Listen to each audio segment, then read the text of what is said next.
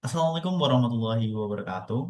Perkenalkan sebelumnya nama saya Jati Sri Pamungkas dengan NIM 2319574. Dan pada kesempatan kali ini izinkan saya ya untuk menjelaskan terkait tentang model yang telah saya buat, di mana saya membuat model terkait tentang descriptive analytics ya, dengan judul implementasi customer segmentation berbasis RFM analysis menggunakan algoritma Cummings clustering pada data transaksi retail online. Nah, di sini kita dapat melihat juga bahwa ada link ke datasetnya juga ya. Nah, hal yang pertama bakal kita lakukan yaitu kita akan menghubungkan ya Google Colab dengan Drive gitu kan. Tadinya kita akan import library yang kita butuhkan dari Pandas, NumPy, Matplotlib, Seaborn dan teman-temannya. Selanjutnya kita akan baca datanya. Kita masukkan ke variabel df-ori dengan tipe Excel ya datanya. Nah, selanjutnya saya melakukan duplikasi ya untuk kemudahan development aja sih sebenarnya. Jadi saya masukkan ke variabel df. Ya. Jadi df ini yang bakal kita pakai. Nah, selanjutnya kita akan ekstrak ya, bukan ekstrak sih, lebih ke kita akan mendapatkan insight dengan menggunakan fungsi info. Ya. Kita akan tahu berapa data total datanya, berapa jumlah kolomnya atau fiturnya gitu loh kan. Kemudian apakah ada yang nol atau enggak, gitu, ada yang kosong atau enggak, tipe tipe datanya kayak gimana gitu loh kan. Kita bisa tahu gitu kan. Nah, selanjutnya kita akan coba lihat overview singkat. Ini gimana sih bentukan data kita. Nah, caranya seperti ini. Oke. Nah, selanjutnya kita akan coba cek gitu kan. Apakah data kita tuh mengandung nilai nol gitu kan. Nah, seperti yang dilihat ya bahwa description itu memiliki nilai nol dan juga customer ID itu juga memiliki nilai nol. Selanjutnya kita akan coba melakukan EDA ya atau exploratory data analysis ya kan, di mana kita bisa mendapatkan insight dari raw data kita. Nah, di sini kita bisa uh, saya menggunakan scatter plot ya untuk memvisualisasikannya. Nah, di sini kita bisa melihat bahwa bentukan data kita tuh seperti ini dengan price dan quantity sebagai acuannya. Jadi kita bisa melihat bahwa ada data yang ya minus-minus lah di sini ada kayak di harusnya di minus 5 ribuan ini, 50 ribuan. Di sini juga di quantity itu banyak banget minusnya. Nanti kita coba lihat ya, kita gali apa yang menyebabkan minus itu kenapa. Nah, selanjutnya kita akan masuk ke box plot ya. Ya, kalau kita coba compare ya, ini sama ya kan. Cuma di sini kita bisa mendapatkan POV yang mungkin lebih lebih jelas ya karena kita dipisah ya, segi price dan juga quantity. Selanjutnya kita coba lihat dari distribusi quantity, ya, berdasarkan quantity dan frekuensinya. Nah, di quantity sendiri ya, kita bisa melihat bahwa ya sekitar ya di sekitar nol ya, itu tuh paling banyak karena data kita tuh di situ. Tapi kalau kita lihat lebih detail lagi, ini ada data ya di sini kayak ada garis tipis banget gitu di sini. Ini nanti kita coba lihat juga gitu kan, itu data apa gitu. Nah, selanjutnya kita juga lihat dari sisi unit price-nya atau dari sisi harganya. Ini sama gitu kan. Kalau kita lebih jadi ya di titik ada dari sini ada kan ada garis tuh di sekitar minus 50 ribu tuh ada kayak ya kayak potongan gitu kan, ada kayak potong gitu kan. Nah, itu juga salah satu data kita cuman kayak harusnya tuh data ini kayak outlier gitu ya. Jadi harusnya data yang benar tuh realnya kita di sini. Nah, selanjutnya kita akan coba visualisasi ya, gitu kan, bagaimana eh, top top 10 negara buat customer kita tuh dari mana aja gitu kan. Dan di sini dapat dapat terlihat dengan jelas ya bahwa United Kingdom atau UK itu menduduki posisi yang pertama gitu kan untuk dari sisi customer kita gitu. Nah, selanjutnya kita akan lakukan pre-processing nih. Di pre-processing ini kita akan menghilangkan atau kita akan uninclude ya atau kita nggak akan memasukkan nilai yang kuantitinya tuh kurang dari nol dan price-nya itu kurang dari nol gitu kan. Jadi hanya yang lebih dari nol yang akan kita masukkan. Nah, jadi kita juga akan menghapus data atau base data yang nggak punya customer ID gitu kan. Itu yang bakal kita hapus juga. Nah, hasilnya nanti bakal seperti ini untuk scatter plotnya. Nah, untuk decline-nya ya kan, kita akan lihat, nah tadi kan 500 sekarang jadi 400 ribuan. Nah, selanjutnya kita akan melakukan proses yang dinamakan fitur engineering. Kan. Apa sih fitur engineering? Ya, fitur engineering itu sesimpel ketika kita tuh ingin mencari atau mengubah suatu dataset menjadi dataset lain yang lebih bermakna gitu kan. Kalau kita lihat di sini, gitu kan, itu dataset itu seperti historis saja gitu kan. Ya ada customer ID, ya customer ID-nya itu belanja apa, yang belanja transaksi seperti itu.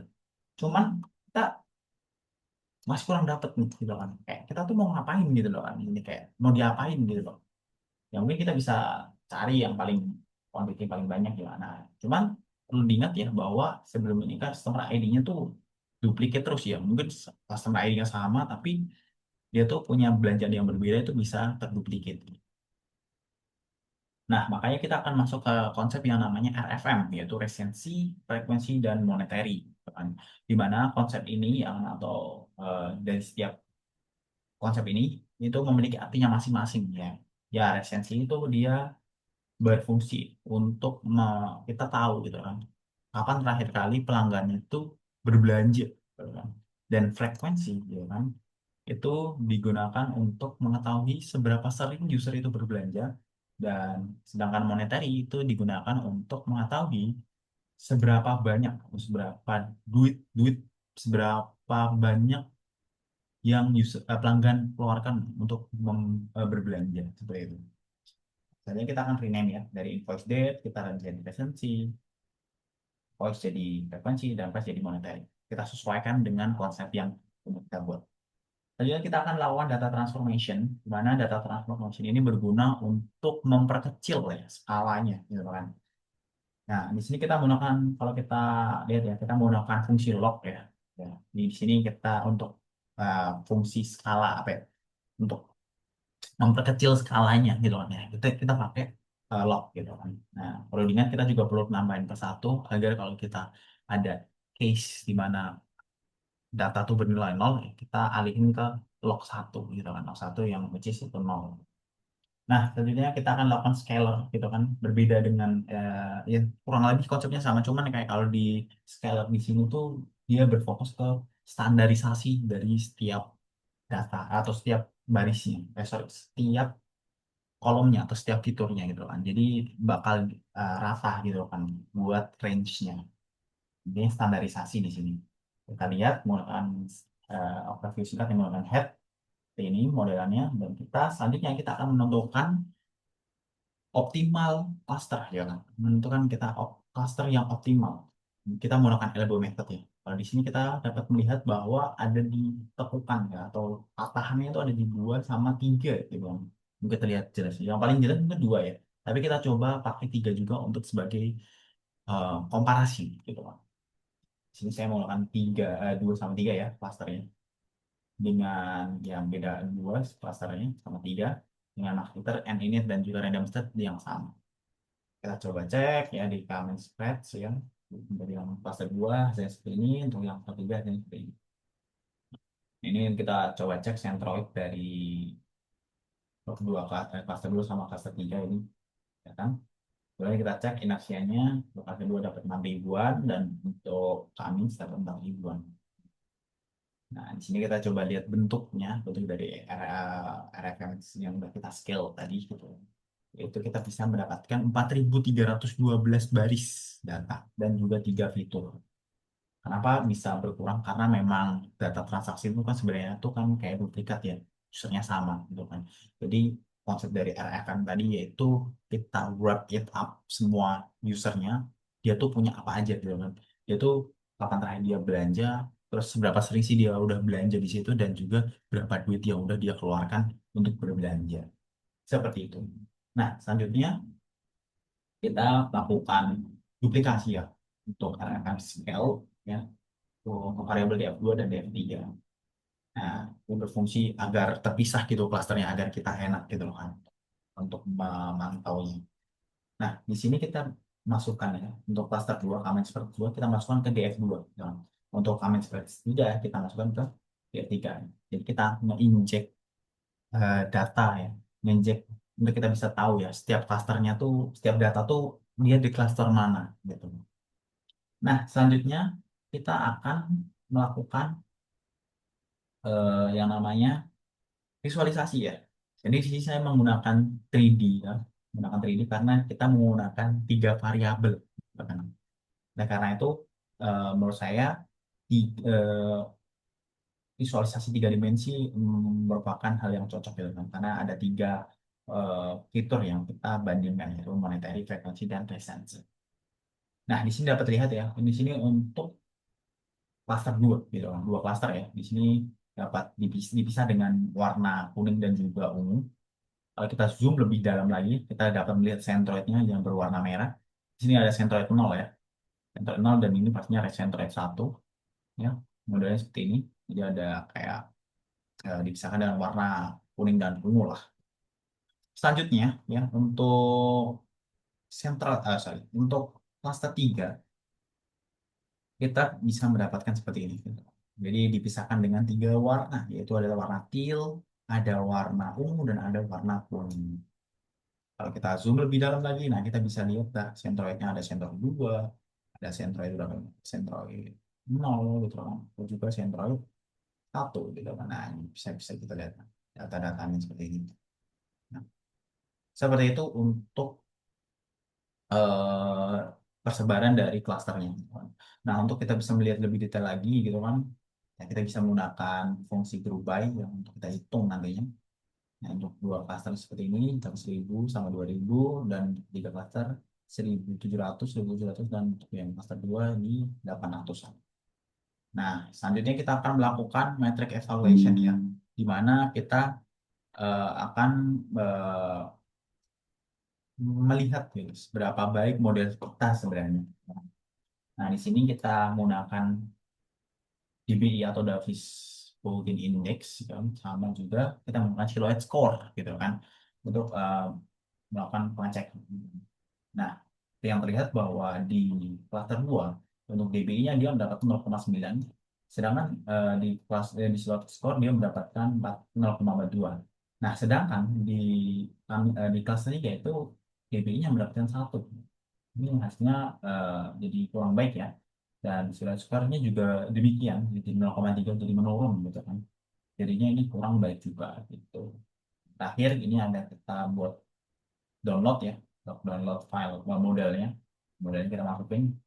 Jadi di sini saya menggunakan Cummins 3 atau kita menggunakan model ketiga. Nah, jadi kesimpulannya seperti apa gitu kan?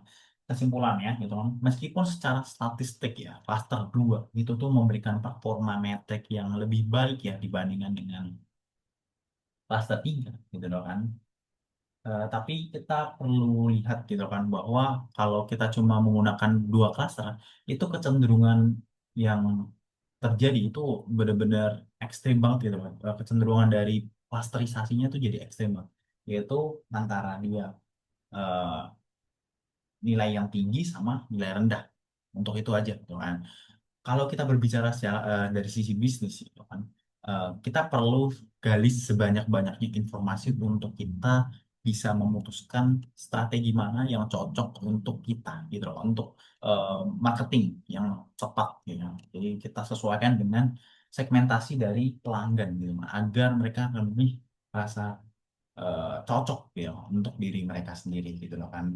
Jadi menurut saya bahwa klaster 3 itu lebih baik ya, meskipun secara statistik memang lebih baik klaster 2 cuman kalau di pertimbangan dari sisi bisnis gitu kan, klaster 3 itu memberikan wawasan yang lebih luas gitu loh kan, di mana dia bisa memberikan gitu kan, tiga klaster ya kan, bisa mungkin nilai tinggi, tengah, dan juga bawah gitu loh kan.